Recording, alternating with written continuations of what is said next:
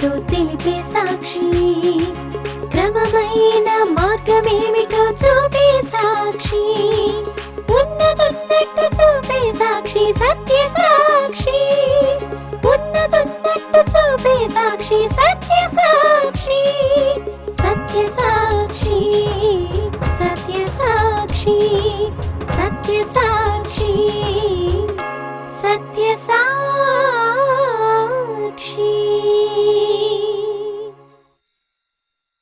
సత్యసాక్షి అను మా టీవీ కార్యక్రమమునకు ప్రేమపూర్వక ఆహ్వానము. ఈ కార్యక్రమంలో క్రైస్తవ సిద్ధాంతాలపై చర్చ మరియు వీక్షకుల ప్రశ్నలకు జవాబులు మీరు చూడగలరు. సత్యసాక్షి.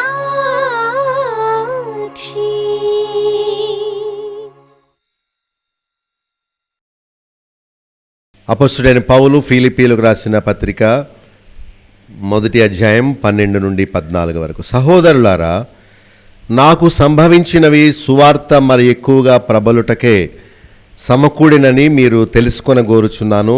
ఎలాగనగా నా బంధకములు క్రీస్తు నిమిత్తమై కలిగినవని ప్రేతోర్యమును సేనలోని వారికందరికీ తక్కిన వారికందరికీ స్పష్టమయ్యను. మరియు సహోదరులైన వారిలో ఎక్కువ మంది నా బంధకముల మూలముగా ప్రభునందు స్థిర విశ్వాసము గలవారై నిర్భయముగా దేవుని వాక్యము బోధించుటకు మరి విశేష ధైర్యము తెచ్చుకొనిరి. కొందరు అసూయ చేతను కలహ బుద్ధి చేతను మరికొందరు మంచి బుద్ధి చేతను క్రీస్తును ప్రకటించుచున్నారు. వారైతే నా బంధకములతో కూడా నాకు శ్రమ తోడు చేయవలెనని తలంచుకొని శుద్ధ మనసుతో కాక కక్షతో క్రీస్తును ప్రకటించుచున్నారు. వీరైతే నేను సువార్త పక్షమున వాదించుటకు నియమింపబడి ఉన్నానని ఎరిగి ప్రేమతో ప్రకటించుచున్నారు. సంఘం అంటే ఎలా ఉంటుందో చెప్పుకున్నాం. సంఘం అంటే సంఘములో రకరకాల వ్యక్తులు ఉంటారు. ఫిలిప్పీలో ఒక సంఘం ఉన్నది. వారు యేసుక్రీస్తునందలి సకల పరిశుద్ధులు అని వారికి పేరు. బైబిల్లో పరిశుద్ధుడు అని ఎవరిని పిలవలేదు, కానీ పరిశుద్ధులు అని సంఘాన్ని పిలిచారు. సెయింట్ అనే పేరు ఎవరికీ లేదు. రోమన్ క్యాథలిక్లు పెడతారు సెయింట్ పీటర్ అని, సెయింట్ క్లారెట్స్ అని, సెయింట్ పాల్ అని, సెయింట్ మేరీ అని. అది తప్పు. పరిశుద్ధుడు ఎవరు లేరు, ఒక్కడే. ఎవరైనా యేసు ప్రభు ఒక్కడే పరిశుద్ధుడు. పరిశుద్ధులు అంటే క్రీస్తు రక్తము చేత విమోచింపబడిన గుంపుకు పరిశుద్ధులు అనే పేరుంది. కానీ పౌలు ఎక్కడ పరిశుద్ధుడైన పౌలు అని చెప్పుకున్నాడా? వీళ్ళు పెట్టారు ఆ పేరు. పౌలేమో నేను పాపిని అని చెప్పుకుంటుంటే వీళ్ళేమో కాదు నువ్వు పరిశుద్ధుడు అని చెప్పుకుంటున్నారు. బైబిల్ ఏమంటుంది? పరిశుద్ధుడు లేడు, ఒక్కడు లేడని చెప్తుంది. అయినా దేవునికి స్తోత్రం, దేవుడు మనలను తన కుమారుడైన క్రీస్తు రక్తము చేత విమోచించాడు గనుక ఆ బిరుదు మనకు కలిగింది. ఇంకొక మాట చెప్పాలా? మనము పరిశుద్ధంగా ఉంటామని ఉద్దేశంతో పరిశుద్ధులని పిలిచాడు. బంగారు తల్లి అంటాం, అంటే నిజంగా గోల్డెన్ డాటర్లా ఉండాలని ఆశ. కానీ ఆ పిల్ల ఏదో పని చేస్తే మనం బాధపడతాం కదా. సో బంగారు తల్లి, నా చిట్టి తల్లి అని ఎందుకంటామంటే నీవు బంగారు తల్లిగా గోల్డెన్ గర్ల్గా ఉండాలని కోరినట్టు లెక్క. సో దేవుడు కూడా మనల్ని పరిశుద్ధులు అని పిలిచాడు. అందుకనే పౌలు కూడా సెయింట్స్ అన్నాడు. సో సెయింట్ అనే మాట కనిపించదు. సెయింట్స్ అంటే పరిశుద్ధులు అని మనలందరినీ, అంటే ఆయన మనలను పరిశుద్ధులుగా ఉండాలని కోరుతున్నాడు. నేను పరిశుద్ధులను కనుక మీరును పరిశుద్ధులై ఉండు అని చెప్పాడు. సరే, సంఘములో ఎవరెవరు ఉంటారు చూసాం. అధ్యక్షులు, పరిశుద్ధులు, పరిచారకులు, దాసులు. సో మన పని మనం చేయాలని మనం చదువుకున్నాం. ఒక చెట్టు ఇలా ఉంది, కొమ్మ చెట్టులో ఉంది. అయితే కొమ్మ అనుకుందట, నేను దీని మీద ఆధారపడవలసిన అవసరం ఏంటి, నాకు నేను ఫలించలేనా అనుకొని విరిగిపోయి కొమ్మ నుంచి దూరం అయిపోయిందట. ఏమైపోద్ది? కొమ్మ ఎండిపోద్ది. ఎండిపోయిన కొమ్మను ఏం చేస్తారు? కాల్ చేస్తారు అగ్నిలో. ప్రభు చెప్పాడు, నాకు వేరుగా ఉండి మీరేమీ చేయలేరు, నా యందు ఉంటే మీరు ఫలిస్తారని చెప్పాడు. సో దేవుడు వ్యవసాయం చేసేవాడు. ఆయన వ్యవసాయములో భాగముగా భూలోకములో యేసుక్రీస్తు అనే ద్రాక్షవల్లిని ఆ వ్యవసాయకుడు నాటాడు. ఇది బైబిల్ చెప్పేది. సో దేవుడు నాటిన ద్రాక్షవల్లిలో ఎవరైతే యేసుక్రీస్తు అనే ద్రాక్షవల్లితో అంటు కట్టబడతారో అప్పుడు దేవుని జీవము సారము క్రీస్తులో ప్రవహిస్తుంది. క్రీస్తుతో అంటు కట్టబడిన వారు క్రీస్తు జీవము వారికి కూడా వస్తుంది. అప్పుడు వారు తండ్రి కోరిన ఫలాన్ని చక్కగా ఫలించి దేవుని మహిమార్థమై వారు జీవిస్తారు. ఇది దేవుని సంకల్పము. సో మనందరం దేవుని మందిరంలోకి రావడం ద్వారా, జీవము గల దేవుని వాక్యమును వినడం ద్వారా ఆ జీవాన్ని, ఆ వెలుగును మనం పొంది ఈ లోకానికి అందివ్వాలి. మన పని మనం చేయాలి. దేవుడు పెట్టిన మూలానే నేను సేవకుడిని అయ్యాను. దేవుడు పెట్టిన మూలానే మీరు విశ్వాసులయ్యారు. దేవుడు ఇచ్చిన మూలానే మీరు ధనవంతులయ్యారు.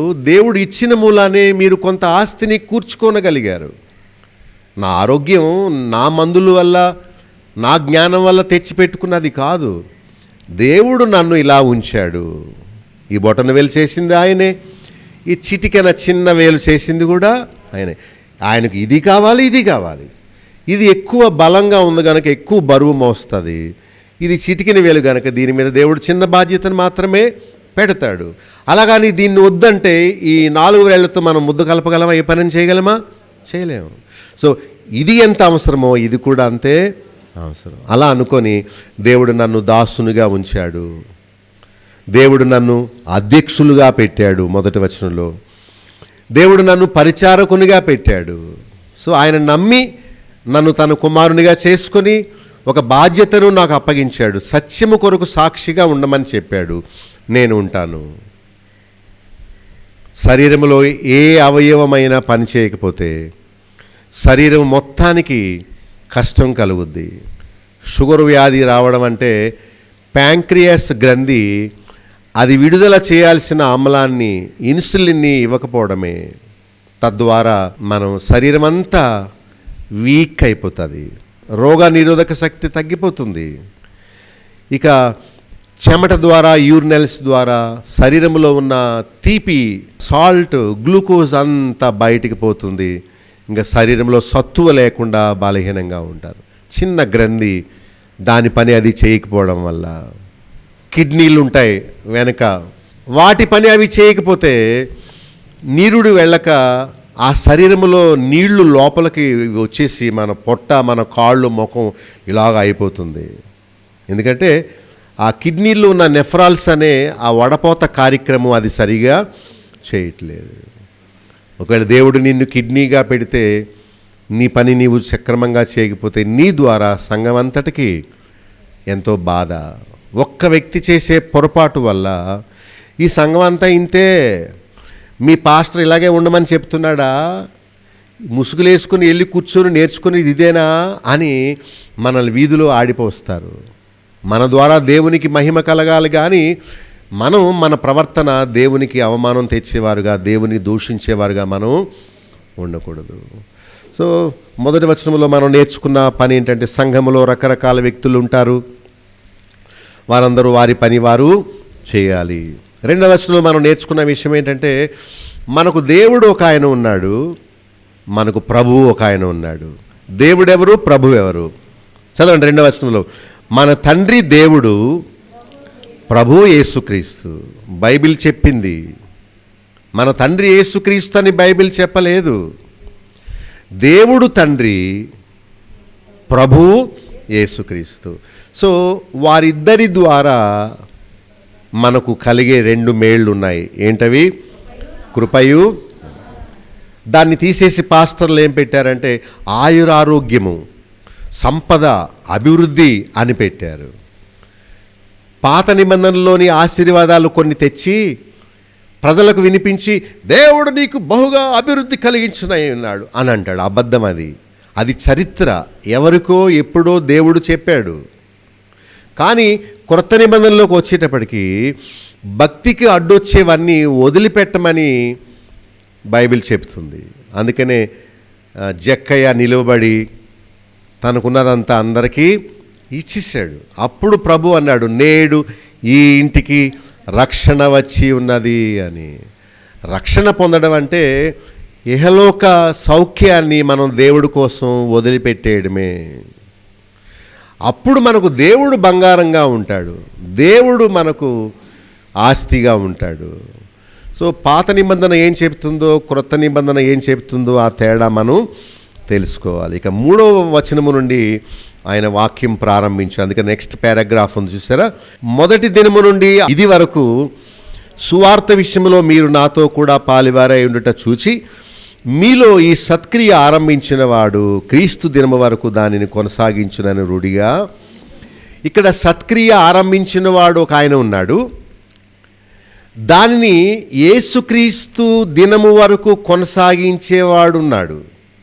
ఆ దేవుడే రక్షింపబడిన మనలో సత్క్రియను ప్రారంభించాడు.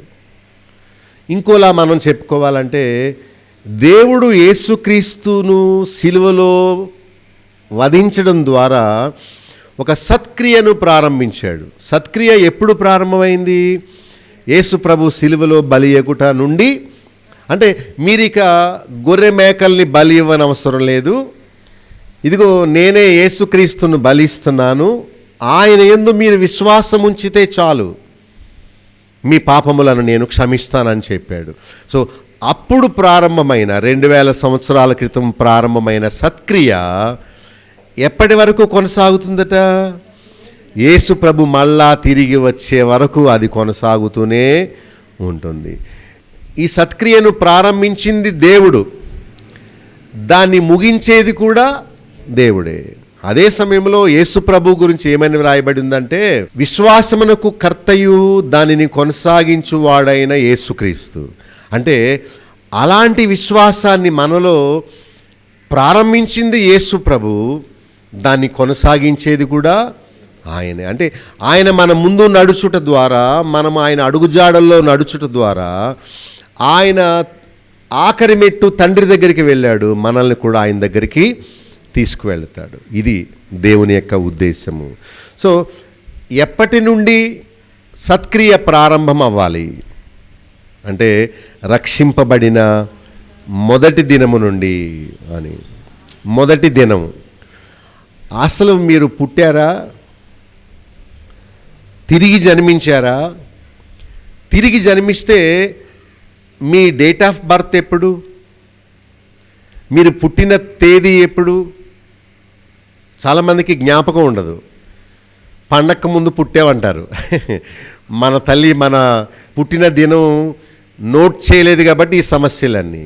కొంతమందికి ఎప్పుడు పుట్టినరోజు వాళ్లకు పోనీలేండి, శరీర జన్మ ఎప్పుడు ఎత్తామో అది జ్ఞాపకం ఉండకపోయినా పర్వాలేదు, కానీ ఒకరోజు మాత్రం మనము సత్యమైన వాక్యాన్ని వినినట్టు, ఆ రోజు అమ్మో నేను నిజంగా పాపిని, యేసుక్రీస్తు రక్తముతో కడగబడి పవిత్రపరచబడితే కానీ నరకశిక్ష తప్పించుకొని పరలోకంలో నేను ప్రవేశించలేను, ఓ దేవా నన్ను క్షమించు, నన్ను నీ బిడ్డగా అంగీకరించు.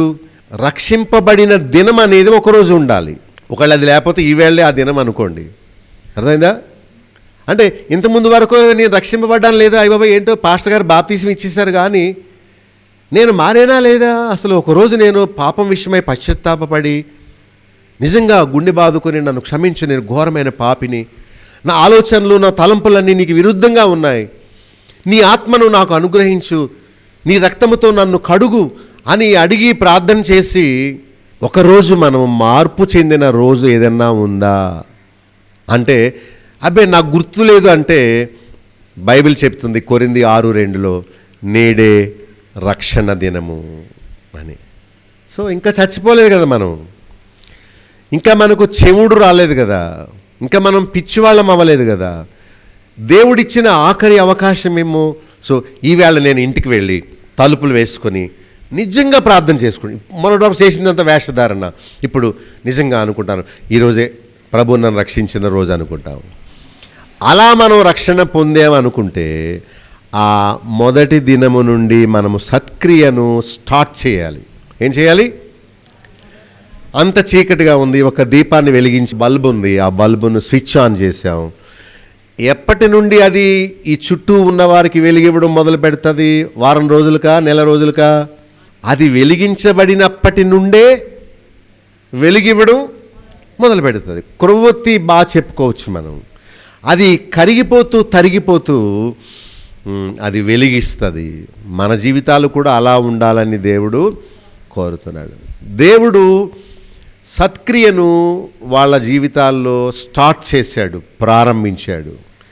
ఆ సత్క్రియ ఆగిపోకుండా మళ్ళా ప్రభు తిరిగి వచ్చే వరకు అది కొనసాగింప చేసేవాడు కూడా ఆయన.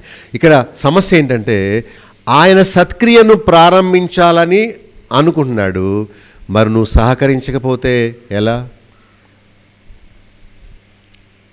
ఇంజెక్షన్ ఇస్తాను, బ్లడ్ తీస్తాను, ఆ బ్లడ్ మైక్రోస్కోప్లో పెట్టి ఏమైనా క్రిములు ఉన్నాయేమో చూస్తాను, అప్పుడు ఏ మెడిసిన్ వేస్తే ఆ క్రిమి చచ్చిపోతుందో నేను కల్చర్ టెస్ట్ చేస్తాను, నీ చెయ్యి అని అడుగుతున్నాడు డాక్టర్. మనమేమో బాబాయ్ తిప్పేస్తారు, చూదెట్టేసి ఇలాగ నాకు నొప్పి వచ్చేస్తుంది, నరం దొరకపోతే మొన్న అలాగే చేసింది బాబా, నా జీవితంలో ఎప్పుడు నేను సూది పొడిపించుకోనంటే ఎలా? చెయ్యి ఇవ్వాలి, ఇచ్చి ఆ బెల్ట్ కట్టినా సరే నీకు భయం వేస్తే పక్కకు చూడు, ధైర్యంగా ఉంటే చూసుకో ఏం చేస్తున్నారు. అయ్య బాబు నేను చూడలేను అనుకుంటే పక్కకు పెట్టుకోని ముఖం, దేవుని తలుచుకో, బిగబట్టుకో, కానీ చెయ్యి బిగబెట్టద్దు, మనసు బిగబట్టుకో, పర్వాలేదు దేవుడు సహాయం చేస్తాడు అనుకో. నువ్వేమో చెయ్యివ్వను, పొడుస్తాకి వీల్లేదు అనుకుంటే బ్లడ్ ఎలా తీస్తారు, ఎలా పరీక్ష చేస్తారు, నీకున్న రోగం ఏంటో ఎలా చెప్తారు, ఏ మందు వేస్తే పని చేస్తుంది ఎలా చెప్తారు? Unless you cooperate, God will not do anything in your life. నీవు సహకరించకుండా దేవుడు నీ జీవితంలో ఏమి చేయడు. అసలు ఆయనకేం అవసరం? డాక్టర్కి ఏమైనా అవసరమా? దారిని పోయేవాడిని పట్టుకొచ్చి చేయి పట్టేసుకొని కాలు ఒకడు ఈ కాలు ఒకడు చేయి పట్టే బాగా రక్తం లాగరా, వీళ్ళలో ఏ రోగం ఉందో చూద్దామని ఎవడు అంటాడు? ఎవరికి అవసరం లేదు, దేవుడికి కూడా అవసరం లేదు. కానీ నిన్ను వెలిగించాలని కోరింది ఆయనే, నిన్ను లోకానికి వెలుగ్గా చేయాలని కోరింది కూడా ఆయనే. ఈ సత్క్రియను నీలో ప్రారంభించాలని దేవుడు కోరుతున్నాడు. నువ్వు సరెండర్ అవ్వాలి. దేవా, ఇదిగో నా జీవితం, ఇప్పటి వరకు నా చుట్టాలకు నేను ఉపయోగపడ్డాను, నా ఇంట్లో వాళ్ళకు ఉపయోగపడ్డాను, ఇక నుండి ఇదిగో నీకు ఉపయోగపడతాను. యూజ్ మీ. నన్ను నీవు ఏ రకంగా ఉపయోగించుకుంటావో, నా గొంతును ఉపయోగించుకుంటావా, నా జ్ఞానాన్ని ఉపయోగించుకుంటావా, నా డబ్బును ఉపయోగించుకుంటావా, నా పాత జీవితాన్ని ఉపయోగించుకుంటావా, ఉపయోగించుకో అని మరి 3వ వచనంలో రాయబడినట్టు సత్క్రియ మన జీవితంలో ప్రారంభం అవ్వాలి. ఇంతకీ ఏంటి ఆ సత్క్రియ? చూడండి, చదువుతాను. మీరు నాతో పాలివారై ఉండుట చూచి, సువార్త విషయంలోనట పాలివారై ఉన్నారు. ఏమీ లేదు, మనల్ని బైబిల్ వేసుకుని వాక్యాలు చెప్పమని అడగట్లేదు దేవుడు. ఆయన మన నుండి కోరేది ఏంటంటే సువార్తను తెలుసుకో, దాన్ని ప్రకటించే వారికి సహాయంగా ఉండు అంటున్నాడు. డబ్బు ఎవరైనా ఇస్తారు, చందాలేయడం అంత కష్టమేమీ కాదు. కానీ సువార్త పక్షమున వాదించుటకు వారు పౌలుతో పాటు కలిసి ఉన్నారట. వాదన అంటే ఆర్గ్యుమెంటు, అంటే అవతల వాడు ఇది సువార్త అని చెప్తున్నాడు, పౌలు అంటున్నాడు సువార్త అది కాదబ్బాయి ఇది అని చెప్తున్నాడు. ఉదాహరణకి కొరింథీ పత్రిక 15:1-3 వచనాల్లో ఈ సువార్త వల్ల మీరు రక్షణ పొందారు అని చెప్పాడు. ఈ సువార్త అంటే యేసుక్రీస్తు చనిపోయాడు, సమాధి చేయబడ్డాడు, తిరిగి లేచాడు. 3 విషయాలు. దీనిలో జన్మ లేదు. ఆయన మరణం, ఆయన భూస్థాపనం, ఆయన పునరుత్థానం, ఈ 3 వల్ల మీరు రక్షణ పొందువారై ఉంటారు అని చెప్పాడు. ఇదే సువార్త. ఇంకొకళ్ళు ఎవరో వచ్చి లేదు యేసుక్రీస్తు జన్మ కూడా మనం చేర్చాలని అన్నారు అనుకోండి, ఆ చిన్న బాలుడు మనల్ని ఏమైనా చేయగలడా? ఎవరో ఆయనను చంపడానికి వస్తే ఆయన తల్లిదండ్రులు ఆయనను దాచవలసి వచ్చింది. సో బాలుడు మనకేమి చేయలేడు. యేసుక్రీస్తు జన్మలో మనం ఎలాంటి మేలు పొందలేము, కానీ ఆయన మరణములో, ఆయన భూస్థాపనలో, ఆయన పునరుత్థానములో గొప్ప మేలు మనం పొంది. ఎందుకంటే ఆయన చిందించిన రక్తము వలన మనం విమోచింపబడ్డాం, కానీ ఆయన పశువుల పాకలో ఆ పశువుల తొట్టిలో ఉండడం వల్ల మనకే మేలు. కొందరు వితండవాదులు ఏం చేస్తారని, యేసుప్రభు పుట్టకుండా ఎలా చచ్చిపోతాడో అంటారు. ఆయన మరణము ముఖ్యం, కానీ ఆయన జన్మ ముఖ్యం కాదు. సువార్త అంటే ఇదే అని పౌలు చెప్పాడు. వాదన ఎక్కడొచ్చిందంటే, క్రిస్మస్ చేసుకుంటే తప్పే ఉంది,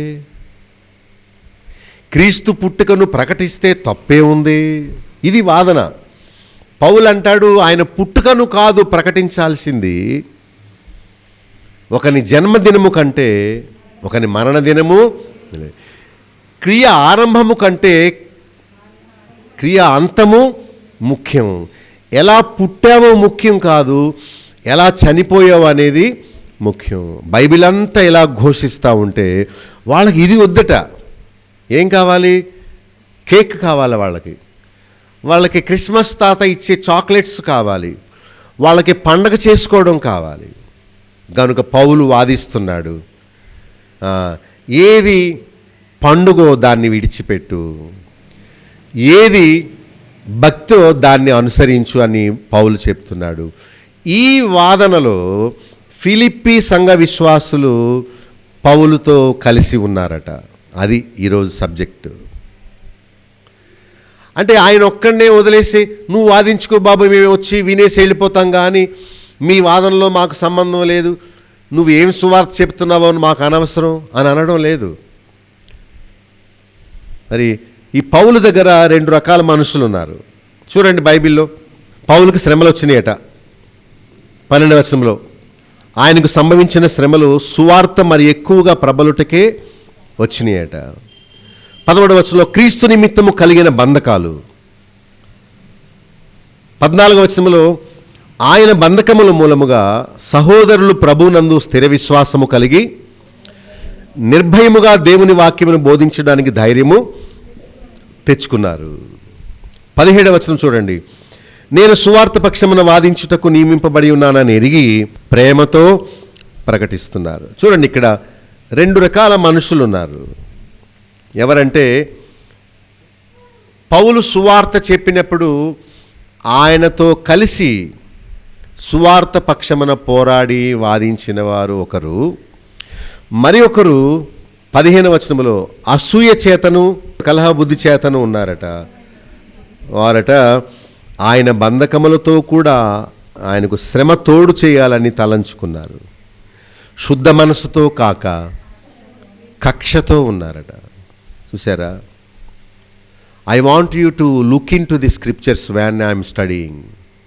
బైబిల్ చదువుతున్నప్పుడు అనుకోండి, అప్పుడు దేవుని ఆత్మ మరి ఎక్కువగా మీకు సహకరిస్తాడు. చూసావా ఏముందో, చూసావా, ఇది దేవుడు నీ నుండి కోరుతున్నాడని చెప్తాడు. దేవుడు నీతో మాట్లాడాలి అంటే నీవు నిజంగా చదువుకోగలిగి ఉండుంటే, ఇక్కడుంది. పౌలుకు దగ్గర 2 రకాల మనుషులు ఉన్నారు. ఒకరేమో కక్షతో, భేదముతో, అసూయతో, కలహ బుద్ధితో ఉన్నవాళ్ళు కొందరు. మరికొందరు, అంటే 14వ వచనం చూడండి, ఎక్కువ మంది ఎలా ఉన్నారట? ఎక్కువ మంది అంటే majority of the people in the church, ఎక్కువ మంది అట ఆయన బంధకముల మూలముగా. అంటే పాస్టర్ గారు మీకే బాగోలేదు, ఇంక మా కోసం ఏం ప్రార్థన చేస్తారు, నడు వెళ్దాం అనుకోలేదు వాళ్ళు. మనం ఏమనుకుంటాం, ఇదిగో నడు వెళ్ళిపోదాం, ఆయనే బోల్డ్ కష్టాలు, మన కోసం ఆయన ఏం చేస్తాడు ప్రార్థన అనుకుని కొంతమంది వెళ్ళిపోతారట. కానీ పౌలుకు వచ్చిన బంధకాలు ఎందువల్ల వచ్చాయి, ఆ బంధకాల ద్వారా మనమేమి నేర్చుకోవాలి అని అనుకోవట్లేదు. ఇప్పుడు ఈ సంఘాలని దేవుడు మనకు మోడల్గా పెట్టాడు, మాదిరిగా పెట్టాడు. అంటే మనం కూడా ఫిలిప్పీ సంఘం వలె ఉండాలి అని అనుకోవాలి. ఫిలిప్పీ సంఘములో ఉన్న మంచి లక్షణం ఏంటంటే, వారు రక్షింపబడిన మొదటి దినము నుండే దేవుడు వాళ్ళల్లో పని చేయడానికి వారు సహకరించారు కదా. If God wants to use you or work in your life, you have to cooperate, you have to totally surrender to him. Surrender అంటే పూర్తిగా ఆయనకి అప్పగించుకోవడం, హాఫ్ కాదు. దేవా కొన్ని ఏరియాస్లో నీవు నన్ను నియంత్రించవచ్చు. కానీ ఈ విషయంలోకి మాత్రం నువ్వు రావద్దు అని అనుకోవడం, ఒక్క చెయ్యి ఇచ్చి అరెస్ట్ చేయమని చెప్పడం, అది తప్పు. పెళ్లి చూపులైనవి, ఇద్దరికీ ఇష్టమైంది ఇరుపక్షాల వాళ్ళకి. ఇప్పుడు నెక్స్ట్ స్టెప్ ఏంటంటే, పెళ్లి కొడుకు గాజులు తీసుకొచ్చి, చీర తీసుకొచ్చి పెళ్లి కుమార్తెకి ఇచ్చి నిశ్చయం చేసుకుంటాడు, నీవు నాదానవు అని నిశ్చయం. ఆ గాజులు దేనికి గుర్తంటే బేడీలు అనమాట. పోలీసులు వేస్తారు బేడీలు. యు ఆర్ అండర్ అరెస్ట్, నీవు నాకు అరెస్ట్ అయ్యావు, ఇంకెవరి వైపు చూడకు, ఎవరి గురించి ఆలోచించుకో, నీ పెళ్లి కొడుకుని నేనే, నిశ్చయం అయిపోయింది నీకు అని చెప్పి గాజులు ఇచ్చి అరెస్ట్ చేస్తున్నారు. అది సరెండర్ అంటే ఇక పూర్తిగా నీవు నాదానివి అని అరెస్ట్ చేయడం అన్నమాట. అలా మనం కూడా దేవునికి అరెస్ట్ అయిపోవాలి. అంటే నా ఇష్టం కాదు, నీ ఇష్టమే, నాకు తోచినట్లు నేను చేయను, నన్ను నేను సంతోషపెట్టుకోను, నువ్వు చెప్పినట్లు చేయడమే నా జీవితం. కుటుంబం బాగుండాలంటే ఎవరైతే భక్తిగల భర్త చెప్పినట్లు చేస్తారో ఆ కుటుంబం చాలా సంతోషంగా ఉంటుంది. భర్త ఏదో కోపగించుకుని కొట్టాడని ఈవిడ కూడా చెప్పు తీసి కొట్టేసింది అనుకోండి, ఇంకా అదే రోజు ఇంటికి వెళ్ళిపోవడం, వాళ్ళు ఇంకెనక్కి రాదు. ఇక తిడతాడు, చెడ్డ పని చేస్తే గద్దిస్తాడు. అయితే భక్తిగల భర్త చెప్పినట్లు ఎవరైతే చేస్తారో ఆ కుటుంబం శాంతితో సంతోషంతో ఉంటుంది. సో ఫిలిప్పీ సంఘం గురించి భక్తుడు చాలా సంతోషంగా దేవునికి ప్రార్థన చేస్తున్నాడు. అంటే వారిని బట్టి సంతోషిస్తున్నాడు. ఎందుకంటే వాళ్ళందరూ కలిసి 3వ వచనంలో సువార్త విషయంలో వారు భక్తునితో పాటు పాలివారు అయ్యారు. సో మనం కూడా ధైర్యం తెచ్చుకోవాలి. 14వ వచనంలో ఏం చేయాలి? బంధకముల మూలముగా వారు ధైర్యం తెచ్చుకున్నారు. అంటే పౌలు బంధకాలు చూచి అధైర్యపడకుండా ఆయన బంధకాలు చూచి ధైర్యం తెచ్చుకున్నారు. దేవుని సెలవు లేకుండా మన తల వెంట్రుకు కూడా రాలన్నప్పుడు ఎందుకు పౌలును సంకెళ్ళు వేసి చెరసాల్లో బంధించేశారు? ఓహో, సద్భక్తితో బ్రతుకును ఉద్దేశించువారు హింస పొందుదురు. తిమోతికి రాసిన 2వ పత్రికలో 2వ అధ్యాయంలో స్పష్టంగా ఉంది. నీవు సద్భక్తి, ఖచ్చితమైన రాజీ పడని భక్తి నీవు అనుసరించాలి అనుకుంటే నీకు శ్రమలు తప్పవు. లోకములో ఉంది కదా సామెత, ఏమని? యథార్థవాది లోక విరోధి. నీవు ప్రజలు చేసే తప్పిదములో కలిసిపోతే లోకం నిన్ను ప్రేమిస్తుంది. నీవు చేసేది తప్పు, అలా కాదు అని ఎప్పుడైతే వారిని నీవు సరిచేసావో వారు నీకు శత్రువులు అయిపోతారు. ఒకతను మరి ఒక షాపులో పనిచేస్తూ మిగిలిపోయినవి అన్ని జేబులో పెట్టేసుకున్నాడు. ఏంటి ఇక్కడ ఈ మిగిలిపోయి ఉండాలి కదా, కనబట్టలేదు ఏంటని ఆయన ఆ చిన్న కుర్రోడు దగ్గర ఇలాగ తడివాడట. ఇక్కడ ఇంకా మిగిలిపోయి ఉండాలి ఏమైనా, ఆడి దగ్గర లేవు, కానీ పెద్దోడే ఆ బ్యాగ్లో పెట్టుకున్నాడు. అతను అంటాడట, ఇన్ని సంవత్సరాల్లో ఎవడో నన్ను చెక్ చేయలేదు, వెధవ చిన్ని మిగిలిపోయిన వాటి గురించి అంత అడుగుతాడా నన్ను, నేను ఇంకా రాను అక్కడికి, నువ్వు 10,000 ఇచ్చినా రాను పనికి, ఆడు మంచోడు కాదా అని అనేశాడు. నేనేదో కకృతిపడి కొనుక్కొని ఏదో చిన్న పనులు చేసుకుంటున్నావు, ఆ మిగిలిపోని ఎప్పుడైనా నాకు ఉపయోగపడతాయి మనం దాచుకుందామంటే నువ్వు బ్యాగులో పెట్టేస్తావు, తప్పు నీదా నాదా అని అడిగాడు. అంటే దొంగతనం చేసిన వాడు వాడిని ఇలా చేసేవి ఎందుకని అడిగితాడు, కోపం వచ్చింది. లోకమంతా అలానే ఉంది. 15వ వచనంలో కొందరు అసూయ చేతను కలహబుద్ధి చేతను ఉన్నారట. పౌలు మీద అసూయ పడ్డం ఎందుకు? అంటే ఆయన సత్యం చెప్తున్నాడు, ఆయన మీద అసూయ, ఆయన సిలువ మోస్తున్నాడని ఆయన మీద కలహబుద్ధియా? వాళ్ళు ఉన్నారు. తర్వాత ఏం చేస్తున్నారు? వారు నా బంధకములతో కూడా నాకు శ్రమతోడు చేయవలనని తలస్తున్నారట. పౌలు ఇప్పటికే సత్యాన్ని బోధించిన మూలాన, పాపాన్ని ఖండించిన మూలాన ఆయనను జైల్లో వేశారు. బాప్తిసమిచ్చి యోహాను కూడా ఆ దేశాన్ని పరిపాలించే రాజు తమ్ముని భార్యతో ఉంటున్నాడని తప్పిది. రాజే ఇలా చేస్తే రాజ్యంలో ఉన్న వాళ్ళందరూ ఇలాంటి పని చేస్తారు, అప్పుడు మానవ బంధాలన్నీ పాడైపోతాయి, ఇది తప్పు అని అందరి ముందు ఖండించాడు. అందుకనే ఆ యోహాన్ని తీసుకెళ్లి చెరసాల్లో వేసి అతన్ని చంపేశారు. నిజమే, పౌలు చెప్తున్నాడు, యేసు ప్రభువు కూడా, అబ్బాయి శాస్త్రులు పరిసయ్యులారా, మీరు తెల్లని అంగీలు ధరిస్తున్నారు, వీధి మూలల్లో నిలబడి ప్రార్థనలు చేస్తున్నారు, మీరు పుదీనా లేకపోతే జీలకర్రలో 10% ఇస్తున్నారు, కానీ నీతి న్యాయము ఇలాంటివి వదిలేస్తారు. మీరు ఆచారాలు మాత్రం బాగా చేస్తున్నారు కానీ నీతి మాత్రం చేయట్లేదు అని అడిగిన మూలాన ప్రభువుని పట్టుకొని సిలువలో మేకులు కొట్టి ఆయన్ని చంపేశారు. ప్రధాన యాజకులే, మందిరంలో ఉండే పాస్టర్లే యేసు ప్రభుని చంపేసింది. ఈయన మాకు వద్దు, మాకు మతం కావాలి కానీ ప్రభు వద్దు అని అన్నారు. ఎంత ఘోరమో. సో ఆది నుండి కూడా అక్రమాన్ని సరిచేసిన వారికి శ్రమలే, బంధకాలే. ఇప్పటికీ కూడా సత్యమైన వాక్యం చెప్పే వాళ్ళని లోకం నడవనివ్వదు, బతకనివ్వదు, ఎలా చంపేయాలని చూస్తుంది. ఇంకా చూడండి, అసూయ బుద్ధి, కలహ బుద్ధి, అసలే బంధకాల్లో ఉంటే ఇంకా శ్రమతోడు చేయాలని తలస్తున్నారట వాళ్ళు. ఇంకా చూడండి, శుద్ధ మనసుతో కాక కక్షతో ఉన్నారట. పౌలు వాళ్ళకి ఏమి హాని చేశాడని కక్ష వాళ్ళకి. శత్రువులు చేసే పని ఇది. కక్షతో ఉన్నారు. తర్వాత మంచి వాళ్ళ గురించి మనం చూద్దాం. 14వ వచనములో, మరియు సహోదరుల్లో ఎక్కువ మంది నా బంధకముల మూలముగా ప్రభువునందు స్థిర విశ్వాసము గలవారై. అంటే పౌలుకు వచ్చిన శ్రమలను చూచి వారి విశ్వాసం ఇంకా స్థిరపడిందా లేక చంచలైపోయారా? ఓహో, బైబిల్ అంటుంది మనము అనేక శ్రమలు అనుభవించి దేవుని రాజ్యములో అది దేవుని నియమము.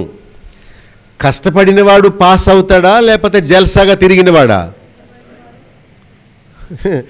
సినిమాలు, షికర్లు, లవ్ అఫైర్లు, సెల్ ఫోన్లు ఇలాంటివి చేసిన వాడు ఎప్పుడు పాస్ అవ్వడు. వాడికి ఉద్యోగం రాదు, వాడు అంతే, వాడు బతుకలా అయిపోతుంది. అయితే టీవీలో సినిమాలు చూడకుండా, గేమ్స్ అని పరిగెత్తకుండా, ఆడపిల్లల వెనకాల లవ్ అఫైర్స్ అని పరిగెత్తకుండా, ప్రేమ కార్యపాలు చేయకుండా చక్కగా కూర్చొని కాలేజీకి వెళుతూ చదువుకొని తల్లిదండ్రులు చెప్పినట్టు వింటూ శ్రమ పడుతూ ఉన్నవారే రేపొద్దున ఉత్తీర్ణులై జాబ్ సంపాదించి ఉన్నత స్థితిలోకి వెళతారు. నాకు ఫోన్ కావాలి, నాకు లవర్ కావాలి, నాకు సరదాగా టైం పాస్ అవ్వట్లేదు. వాళ్ళందరూ చదువుకొని బాగుపడి ఉద్యోగాలు సంపాదిస్తే నీ బతుకు ఇలా అయిపోయిందంటే దానికి కారణం ఎవరు? దేవుడు కాదు, దేవుడు కాదు. వీళ్ళు శ్రమ కోరుకోరట.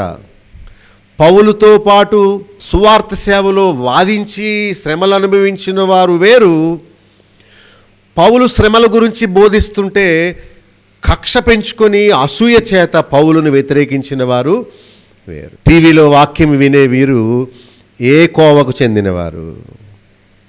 ఎక్కువ మంది ఏం చేశారంటే సహోదరులు, ప్రభువునందు స్థిర విశ్వాసము కలిగి ఉన్నారు.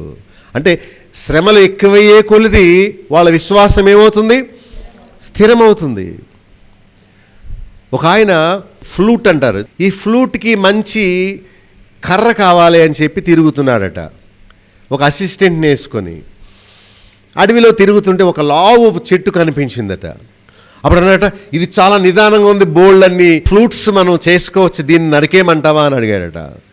అని అన్నాడట, నేను కావలసిన కోరుకున్న నాదం దానిలోంచి రాదు, అది ఉత్తి గుల్ల, అది పనికిరాదని చెప్పాడు. వెళ్ళి వెళ్ళి వెళ్ళి ఎక్కడో ఒక కొండ దిగువన అంటే ఓరన ఒక చెట్టు అలా వంకరగా అలా పెరిగి ఉందట. సన్నగానే ఉంది కానీ వంకరగా పెరిగింది. నీళ్లు లేని చోట రాళ్ల మధ్యలో పెరిగిన చెట్టు, ఈ గాలి తుఫాన్లకు ఇటు అటు కొట్టబడిన ఆ చెట్టు ఇలాగా ఉండి ఆటుపోట్లకి తట్టుకొని అలాగ శక్తికి నిలిచింది. దీన్ని కొట్టు అని దాన్ని కొడుతుంటే నరుకుడు అవ్వట్లేదట, చాలా గట్టిగా ఉందట. దాన్ని నరికి కష్టం మీద తీసుకొచ్చి దాంతో గొల్ల చేసి దాన్ని చేస్తుంటే మంచి నాదం అక్కడ దానిలో నుంచి వచ్చింది. చూసారా, బూరు కర్ర, ఇంతలా ఉన్న కర్ర, నిదానంగా పెరిగిన కర్ర, ఆహా భలే ఉందా అని అనిపించుకునే కర్ర దానికి ఉపయోగపడలేదు. శ్రమల్లో తట్టుకొని నిరుత్సాహము, కష్టాలు, బెదిరింపు, శ్రమలు, అనారోగ్యాలు, బాధ, కష్టం ఇవన్నీ అనుభవించిన వారు దేవునికి కావాలి. దేవునికి కావాలి. ఎందుకంటే శ్రమలు మనల్ని పరిపూర్ణులుగా చేస్తాయి. పౌలుకే శ్రమలు వచ్చినాయి అంటే నాకెందుకు రావు అనుకున్నారు ఫిలిప్పీ విశ్వాసులు. ఆయన సత్యాన్ని బోధించిన మూలానే కదా బంధకాల్లోకి వెళ్ళాడు. అలా బంధకాల్లోకి వెళ్ళిన మూలాన కదా ఆయన దీనుడయ్యాడు. బంధకాల్లో లేకుండా దేవుడు సింహాసనం ఎక్కించి ఉంటే పౌలు కూడా పాడైపోయి ఉండేవాడు. శ్రమలు మనల్ని దీనులుగా చేస్తాయి అని వాళ్ళు పౌలు బంధకాల మూలముగా 14వ వచనములో ప్రభువునందు స్థిర విశ్వాసం కలిగి ఉన్నారు. సో మన బంధకాలన్నీ మన విశ్వాసాన్ని పాడు చేయాలా, స్థిరపరచాలా? మీకు వచ్చే శ్రమల్లో మీ విశ్వాసాన్ని పోగొట్టుకుంటున్నారా, స్థిరపరచుకుంటున్నారా? స్థిరపరచుకోవాలి. తర్వాత ఏం చేశారు చూడండి, నిర్భయముగా దేవుని వాక్యాన్ని బోధించడానికి విశేష ధైర్యం. ఏం పర్వాలేదు, ఎన్ని కష్టాలు వచ్చినా, ఎంత ఎదురీత వచ్చినా, ఎంత అపోజిషన్ వచ్చినా నేను వాక్యమును బోధిస్తాను, ధైర్యముగా నిర్భయముగా బోధిస్తానని విశేష ధైర్యం. ఇది మామూలు ధైర్యం కాదు, ఇది విశేష, అంటే ఇది చంపే అని వెళ్ళిపోయే ధైర్యం కాదు. దేవుని సెలవు లేకుండా ఎవడు నన్ను ఏమీ చేయలేడు. దేవుని సెలవు లేకుండా కరోనా అనారోగ్యం నాకు రాదు. నా తల వెంట్రుకలన్నీ లెక్కింపబడి ఉన్నాయి. ఆయన సెలవు లేకుండా ఏమీ సంభవింపదు. దేవుని బిడ్డను నేను. పౌలుకు వచ్చిందంటే దేవుని చిత్తానుసారంగా వచ్చింది. ఆయన చెరసాలలో ఉండబట్టే ఆ చెరసాలలోంచి నాకు ఫిలిప్పీ పత్రిక రాశాడు. ఆయన చెరసాలకు వెళ్ళి ఉండకపోతే బైబిల్లో ఫిలిప్పీ పత్రిక ఉండేదే కాదు.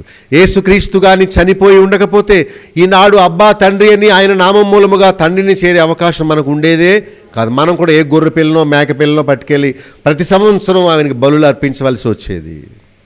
ఆ బాధ లేకుండా ప్రభు మన కొరకు విసర్జింపబడిన వాడయ్యి మన కొరకు బలి అయిపోయాడు సిలువలో. ఆ శ్రమ మంచిదైంది. మనము ఇప్పుడు తండ్రిని చేరడానికి అవకాశం దేవుడు మనకు ఇచ్చాడు. సో విశ్వాసులు పౌలుకు కలిగిన శ్రమలు చూసి బెదిరిపోయారా, లేక పౌలుకు సమీపంగా ఉన్నారా? ఎప్పుడైతే శ్రమలు ఎక్కువ అవుతాయో దేవుడు మనతో పని చేస్తున్నాడని అర్థం. బంగారము మేలిమిపరచబడాలంటే అది అగ్నిలో తప్పక వేయబడాలి. అగ్నిలో అది బాగా కాలితేనే దగదగ మెరిచే ఆ మెరుపు దానికి వస్తుంది, దానిలో ఉన్న మస్టు అంతా పోతుంది. వెండి కూడా తెల్లగా కనబడాలంటే, దానిలో మన ముఖాన్ని చూసుకోవాలంటే అది ఒక డిగ్రీకి వచ్చే వరకు కూడా అది వేడిగా చేయబడాలి. సో నాకు శ్రమలొద్దు, కష్టాలొద్దు, పౌలు లాంటి చెరసాల బంధకాలు నాకు వద్దు అనుకుంటే దేవుడు నిన్ను వదిలేస్తాడంతే. హే పో, నాకు పనికిరావంటాడు. సో భక్తిని మనం అర్థం చేసుకోవాలి. ఎంత గొప్ప వివరం దీనిలో రాసి ఉందో చూడండి. ఎవరు ఇంత డీటెయిల్డ్ స్టడీ చేయరు. 1వ వచనం చదివేశాం, 2వ వచనం అయిపోయింది, పుస్తకం వారం రోజుల్లో ముగించేత అయిపోయింది.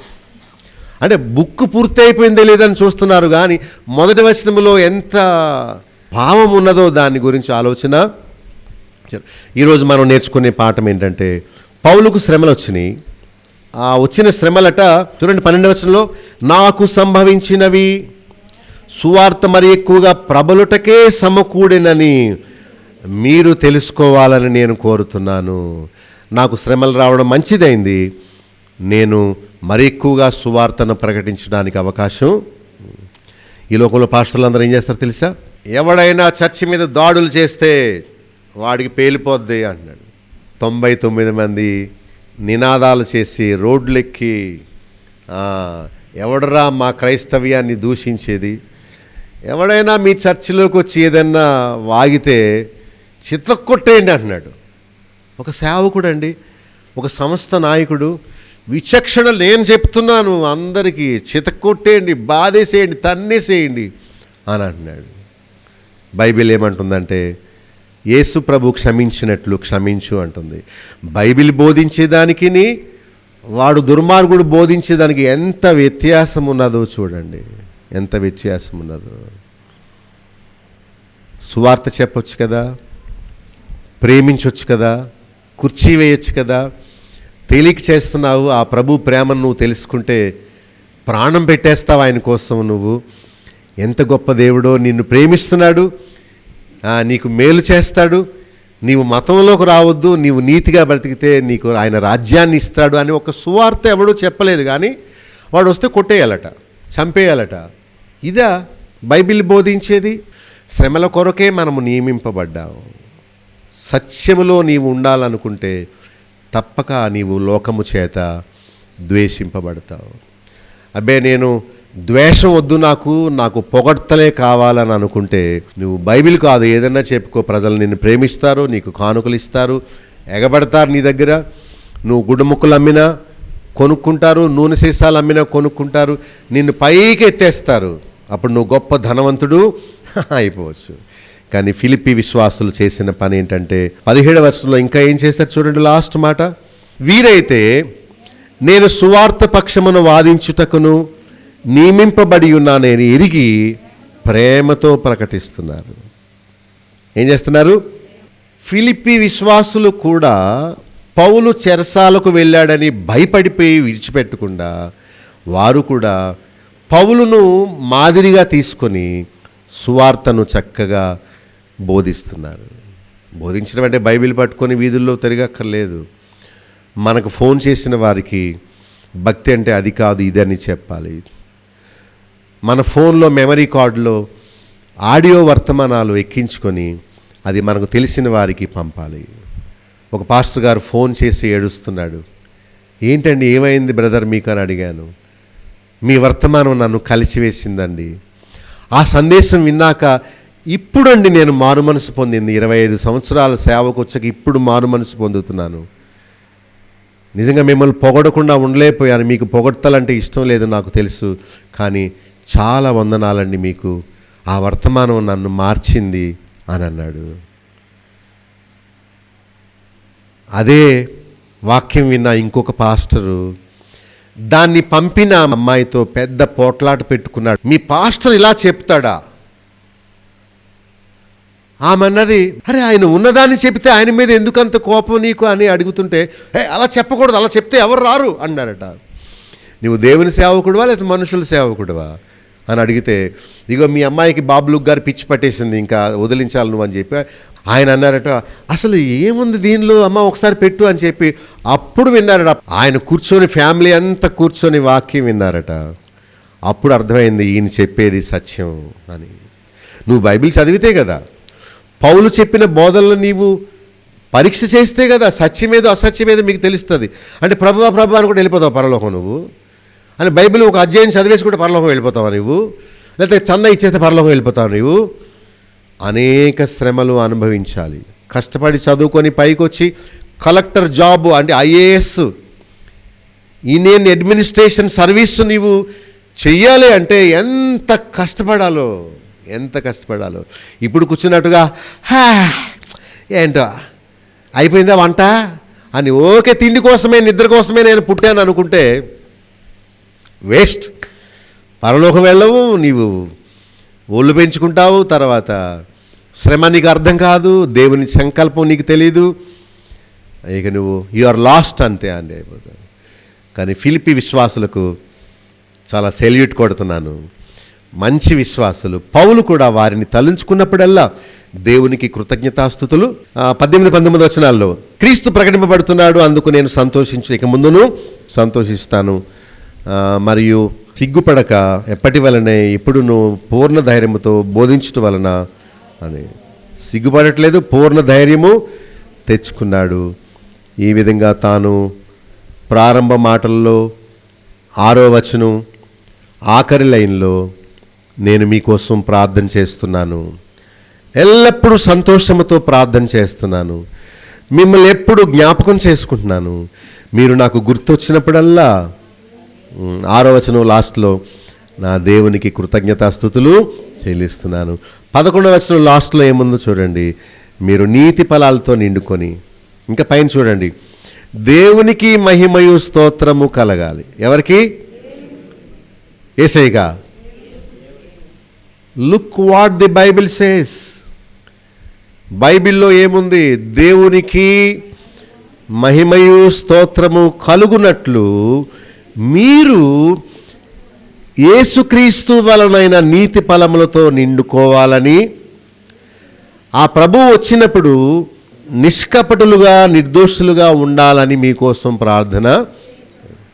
అది వాక్యం. దేవుడు ఎవరో ఉంది, యేసుక్రీస్తు ఎవరో ఉంది, నిజమైన పౌలు వంటి సేవకులు ఎవరో ఉంది, పౌలును వ్యతిరేకించిన వారు ఎవరో ఉంది, పౌలుకు సహకరించిన వారు ఎవరో ఉంది. మొత్తం మీద మీరైనా ప్రభు తిరిగి వచ్చినప్పుడు ఆ రోజుకు 2 రకాలుగా ఉండాలని నా ప్రార్థన. ఒకటి ఆయురారోగ్యము, ఇంకొకటి సంపదలు అన్నాడా? ఏమన్నాడు? నిష్కపటులుగా నిర్దోషులుగా. అంటే కపటము లేనివారుగా ఉండండి చాలు, లోపలికోటి బయటకోటి వద్దు. ఇంతకుముందు ఆ వేషం ఇప్పుడు వద్దు, ఇప్పుడు నిర్మలంగా ఉండండి, నిష్కపటులుగా ఆయన ముందు. దేవా, పాపిని నన్ను క్షమించావు, నీకు స్తోత్రాలు. ఎంత ఘోరమైన పాపినో, నా తలంపులు నా హృదయ ఉద్దేశాలన్నీ కూడా నీకు వ్యతిరేకంగా ఉండేవి, ఇలాంటి ఘోరమైన పాపిని నన్ను మార్చావా. నిష్కపటము. అలాంటి నిర్మలులుగా మనము చచ్చిపోయే టైంకి, ప్రభు తిరిగి వచ్చే టైంకి ఉండాలనేది దేవుని ఉద్దేశం. ఇంకొక మాట ఏంటి? నిర్దోషులు. అంటే దోషము అంటే మనం ప్రభు నమ్ముకున్న టైంకి ఒక 10 దుర్గుణాలు మనలో ఉండేవనుకోండి, వాక్యం వినగా వినగా వినగా 5లోకి వచ్చేసేయాలి. ఒకేసారి మారం. ఎందుకంటే ఇది మామూలు బాడీ ఏంటిది, మనం అనుకున్నది వెంటనే మారిపోతాం. ఇక్కడ నుంచి వెళ్ళగానే మళ్ళీ మనకి పూనకం వచ్చేస్తుంది. ఆ పూనకం సినిమాల పూనకం, ఆ సీరియల్ పూనకం, వాక్య పూనకం ఇక్కడ. అక్కడేమో దేవునికి విరుద్ధమైనవన్నీ మనలోకి వచ్చేస్తాయి. మళ్ళీ మన మామూలు మనుషులు అయిపోతాం. దేవుని వాక్యమందు, సత్యమందు, ఆయన నీతి యందు ఆనందించడం, పౌలు వంటి భక్తుల్ని, ఫిలిప్పి వంటి విశ్వాసుల్ని మాదిరి తీసుకొని వాళ్ళు ఎలా చేశారు, నేను ఎలా చేయాలి, ఇలాంటి భావం మనం నిత్యము కలిగి ఉండాలి. నిర్దోషులైపోవాలి. ఏమైపోవాలి? నిష్కపటులు, నిర్దోషులు. ఎప్పటికీ? యేసు ప్రభు దినము. అంటే ఆయన 2వసారి వస్తున్నాడు. ఆయన వచ్చేటప్పటికి మనం ఇలా అయిపోవాలి. మీకు అవ్వాలని ఆశ ఉందా? లేకపోతే కపటం లోపల పెట్టుకుంటారా? మీకు నిర్మలులుగా ఉండడం ఇష్టమా? లేకపోతే పాపభారము, రహస్యాలని గుండెలో అలాగ మోయడం ఇష్టమా? ఒక ఆమెట వివాహానికి ముందు చాలా తప్పు చేసిందట. ఆమె జీవితకాలం అంతా భక్తిగల ఆ భర్త చూసి, నేను నా జీవితాన్ని, నా శరీరాన్ని నేను బాడి చేసుకొని నీకు ఇచ్చానే అని ఆ బరువును చచ్చిపోయే వరకు మోస్తూనే ఉందట. చూడండి, గిల్టీ అనేది ఎంత బరువో. 100 కిలోల కంటే అది చాలా మొయ్యలేని తప్పు చేశాను. కానీ దేవుడు చేసే మేలేంటంటే ఆ పాప భారమును అంతటిని ఆయన ఎప్పుడు తీసివేస్తాడంటే, నీవు నీతిగా జీవించడానికి తీర్మానం చేసుకున్నప్పుడు.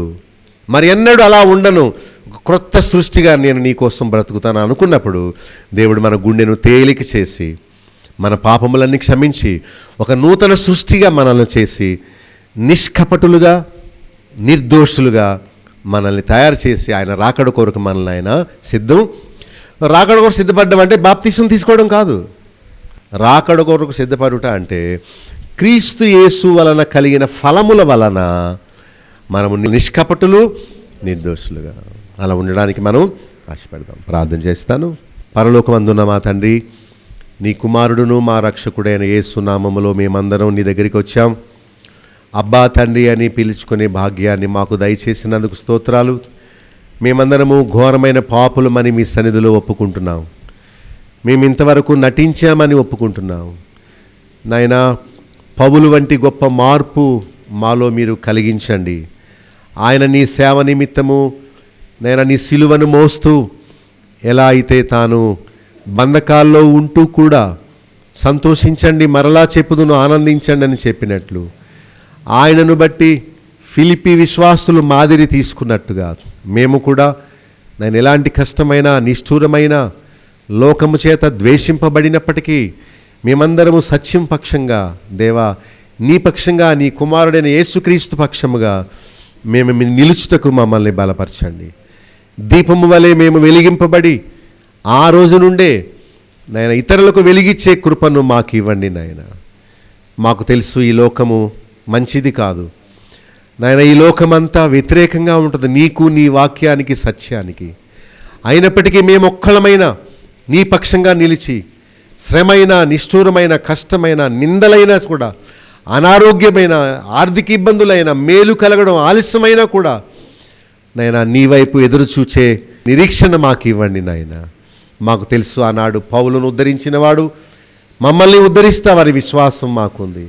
ఏనాడు దారి తప్పకుండా సహాయం చేయండి. లోక భ్రమల్లో చిక్కుకోకుండా సహాయం చేయండి నైనా. మేము నీ యందు ఆనందిస్తూ సువార్త పక్షంగా వాదించుట యందు భక్తులతో మేము సహకరించే సమర్పణ మా అందరికీ దయచేయండి నాయన. ఈరోజు మాతో ప్రత్యేకముగా మీరు మాట్లాడినందుకు స్తోత్రాలు. ఫిలిప్పి పత్రిక ద్వారా మాతో ఎన్నో సంగతులు బోధించారు. మేము తండ్రి శత్రువుల వలె ప్రవర్తించకుండా మేము యోగ్యులుగా నీ భక్తుల పక్షంగా నిలబడి నీ సువార్త ప్రకటించుటకు మమ్మల్ని మీరు ఉద్ధరించి బలపరచవలసిందని, ఎవరైతే వాక్యం విన్నారో వారందరినీ దీవించండి.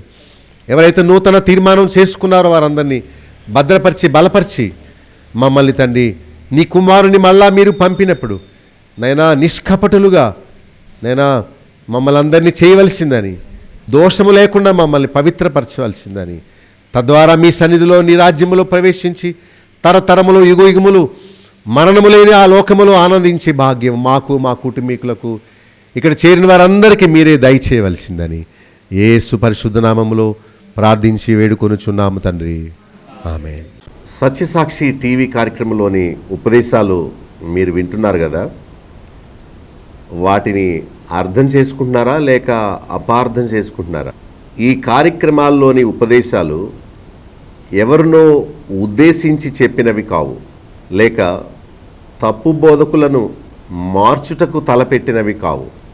సామాన్య ప్రజలకు ప్రభువు భక్తిని, యథార్థమైన క్రైస్తవ జీవితాన్ని నేర్పించి అబద్ధ బోధకుల ఉచ్చు నుండి వారిని తప్పించే ప్రయత్నమే. ఈ కార్యక్రమంలో మీరు వినే సత్యాలకు మీరు సమ్మతిస్తే నాతో చేతులు కలపొచ్చు. రండి, సత్య సాక్షులుగా రోషంగా జీవించి పడిపోయిన క్రైస్తవ సమాజాన్ని పునర్నిర్మిద్దాం. మీకు తల ఎత్తే ప్రశ్నలు లేక ఈ విషయమై మీకున్న అభిప్రాయాలు నేరుగా నాతో పంచుకోవచ్చు. నాకు ఫోన్ చేయండి, మీకు వచ్చే ప్రశ్నలకు నేను సమాధానం చెప్తాను. నా ఫోన్ నెంబర్ 9440111250. మరొకసారి చెప్తాను, 9440111250. ఈ నెంబర్కి ఎప్పుడైనా ఫోన్ చేయొచ్చు.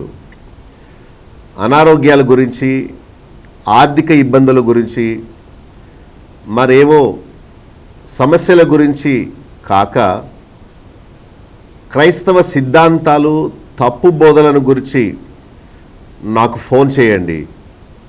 మీతో తప్పక నేను సమయం తీసుకొని ఆ విషయమై చర్చించి సత్యమును గురించి మంచి అవగాహన నేను మీకు ఇవ్వడానికి ప్రయత్నం చేస్తాను.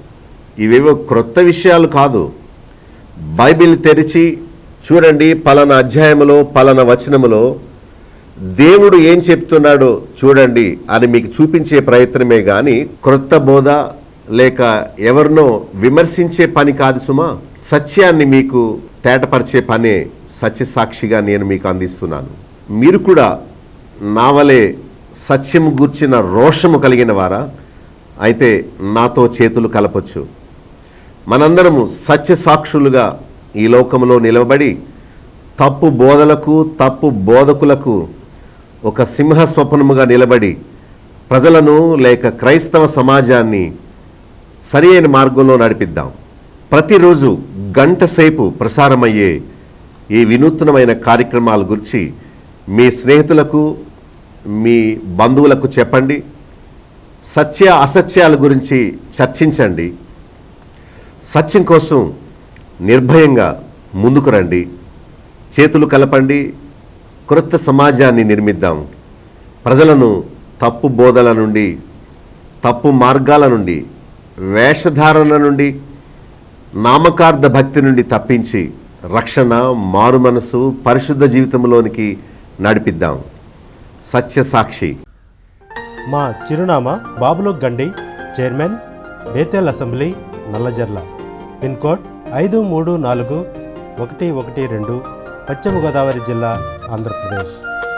మా ఫోన్ నంబర్స్ 08818277333.